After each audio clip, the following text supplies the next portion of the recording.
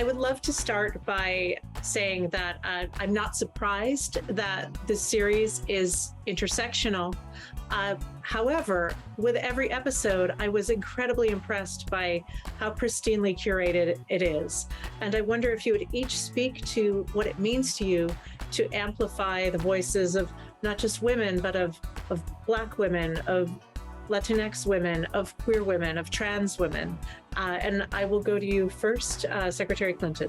Well, thank you for that observation, because clearly we wanted to showcase a variety of women, and that meant being as diverse as we possibly could be in the confines of doing a docuseries. And we were very fortunate to have great recommendations about people to talk to.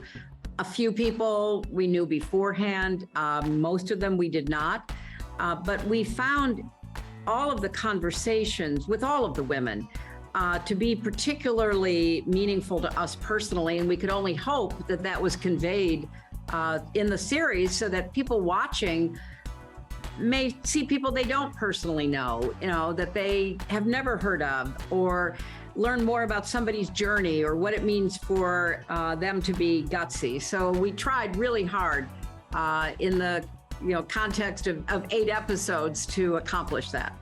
And Tracy, it was really important to us too to ensure that every episode was as diverse and inclusive of different ways to be gutsy as possible. So while I couldn't have imagined an episode about kind of women who are working hard to protect the earth from the ravages of climate change, to not include Indigenous voices, it also was really important to us to include an Indigenous Native American voice in the criminal justice reform episode, who was really focused on kind of developing, a more kind of humane and more culturally resonant and hopefully a more just justice system in her Europe community in Northern California, because we don't think we should only think of Indigenous leaders when we think of climate justice. We need to be learning from Indigenous communities across every facet of life. And so that's just one example of how important it was to us that there be meaningful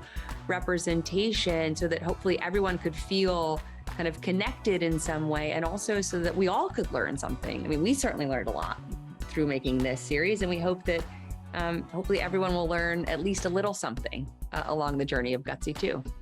Wonderful, thank you. I hope that I'm correct in this observation. Of course, these are stories about gutsy women.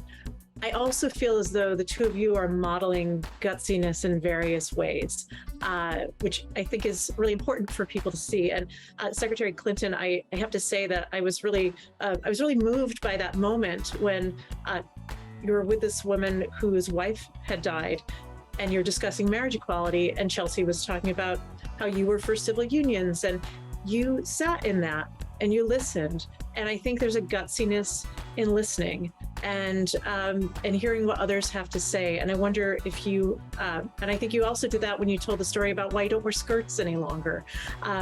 So I wonder if you would talk a little bit about kind of modeling gutsiness in that manner.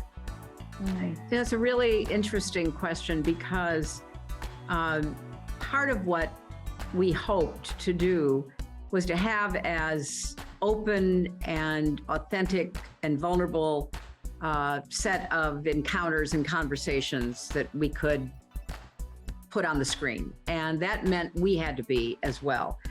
And that meant getting out of our comfort zone. Speaking for myself, somebody who's been in the public eye and taken a lot of, incoming slings and arrows, to be able to just say, okay, in order for this to be what I want it to be, I'm going to have to be as open and vulnerable as the people I'm talking to. And that took a lot of gutsiness on my part, because it's not something that I ordinarily would do, quote, in public with the cameras running. But I learned so much. I mean, I felt so fortunate to spend time with all of these women. And I think both Chelsea and I came away with the sense that if we could hopefully convey this to those watching, maybe each person would find a new way of being gutsy on behalf of something that, he or she cared about. Because we don't want this to be just women and girls watching. We want men and boys. We want families and friends. Because being gutsy is something we're all capable of, but sometimes we don't know that, or we don't recognize it in ourselves. Yes, wonderful. Thank you. And Chelsea, you strike me as someone who is kind of fearless. I don't know if you are, but you have these scenes of surfing. And then I have to name drop here. You rappel with my friend Sylvia Vasquez-Lovato. Oh. And I think, of course, that's a different kind of gutsiness. And I wonder if you would talk a little bit about taking on those physical challenges as well, or even just tango dancing. I mean, someone that could be, overcoming a fear. So I wonder if you could speak to that. Well, I think tango dancing was definitely gutsy for my mom because she's not a dancer.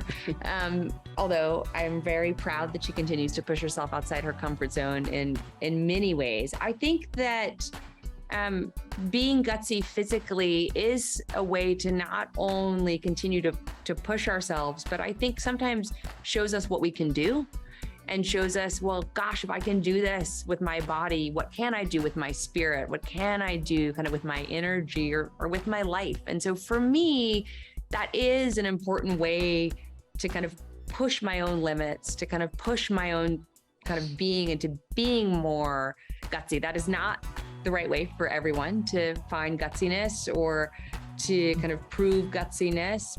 But for me, that is important. And it is always a little bit scary, but that's part of what then enables me to find that gutsiness, I hope.